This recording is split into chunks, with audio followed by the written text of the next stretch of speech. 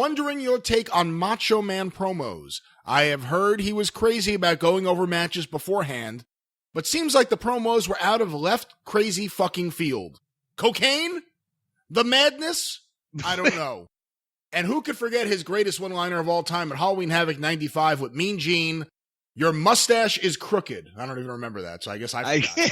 Who can forget those immortal words? So what are your thoughts on Macho Man promos, Jim? Well, in all honesty, when I first saw Randy Savage on television in 1979, when they got TV on in Lexington, and the ICW, the Paphos promotion, was going to run opposition to the Memphis Wrestling Group of Jerry Jarrett, you know, the show wasn't on in Louisville at that time. They got a clearance in Louisville on WDRB, Channel 41, which was the independent station at the time, a little bit later on down the road. And actually, they screwed up there because somehow the station thought it was a good idea. Memphis Wrestling was on channel, and I'm going to go back to Savage here in a minute, but Memphis Wrestling was on Channel 3, WAVE, the NBC affiliate, Saturday at noon, premium time slot, right? So instead of the independent station giving the ICW program like Sunday or Saturday later on or whatever, so the wrestling fans could, because they weren't going to leave Jarrett's show, right, to watch ICW in most cases, they put it on a half hour beforehand. So it was common practice for people only to see 30 minutes of the ICW show and then switch over and watch the real wrestling. That's the way everybody viewed it. So they fucked up majorly there. But anyway, when I first started seeing Savage, that was the deal. You legitimately thought that he was on heavy fucking drugs and that he was a crazy wild man and that he was going to snap and do anything. I mean, Ronnie Garvin at the time was not doing his best work, really, because I'm sure he was used to making a lot more money in his career. He just ended up in an outlaw situation. But unless you'd seen Ronnie and Ronnie'd gotten over it like he did in Knoxville for the gimmick he had at the time, the one-man gang, you didn't, his matches were good, but he wasn't really a strong main event guy. Same thing for Roop. Bob Roop was an acquired taste that East Tennessee acquired, but the Memphis end didn't really acquire. Boris Malenko was about ready to retire. These guys were all great workers.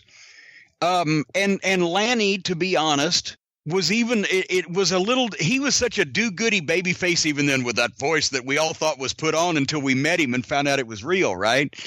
And that he was just a little too do-goody as a babyface, and he was a little flippy back when, it was cool that he did the moonsault and everything, but he wasn't a brawler, which got over in the territory. So of all of their top talent, and even then I got a kick, by the way, out of Rip Rogers. You could tell he had something even underneath then. But of all the whole crew, even though they had some names, and we didn't get Ron Wright up here by that time. Ron was not affiliated with this version of ICW.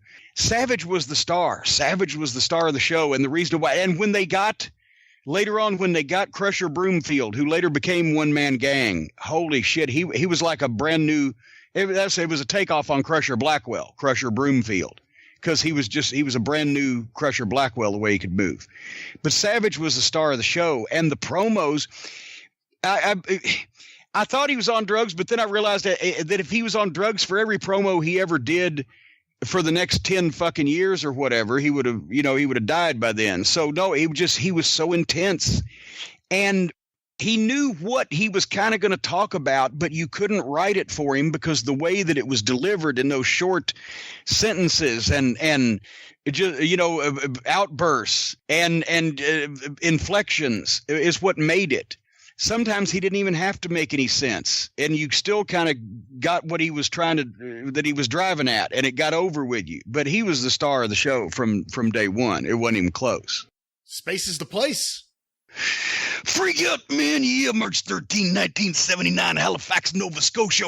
Randy Macho Man Savage defeated Leapin' Lanny Poffo for the ICW World Heavyweight Championship, man. Guaranteed personified. Dig it. Freak out.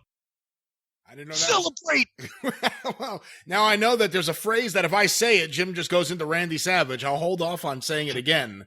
I still, to this day, 40 years later, know the exact date that Randy Savage beat Leapin' Lanny Poffo for the ICW title. Whether the match actually took place realistically or not, the point is that he said that in every promo he did on television for the first year, and he got it over. Freak out, and he carried his own confetti too. He'd come up and throw his own confetti up in the air. And, it was chaos. When he finally got rid of the confetti in the WWF, that was the sad moment where he dropped all his public access credibility.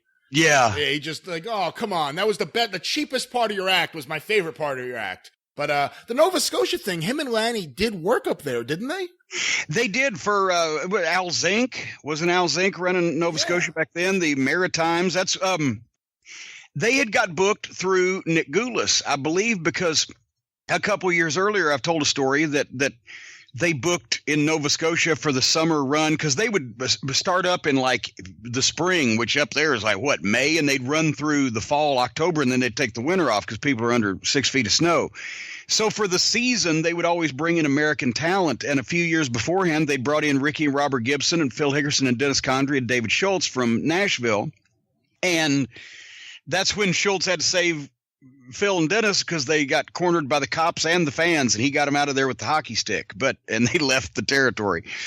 But a couple of years later, Angelo and Lanny and Randy had been working for Goulas back and forth with the Sheik in Detroit for I think 78-ish, early 79-ish, because the Sheik was the only one that was helping Nick at the time when his territory was starting to go down and everybody else was on Jarrett's side. So they worked a little bit there, and I think they went up there for a short time and did work in Nova Scotia with some of the other guys that that had been working for Nick. And then was that the year that Ripper Collins and Whipper Watson Jr. went up there? And anyway, and then they came back down here and began their run as the most noted outlaws in wrestling.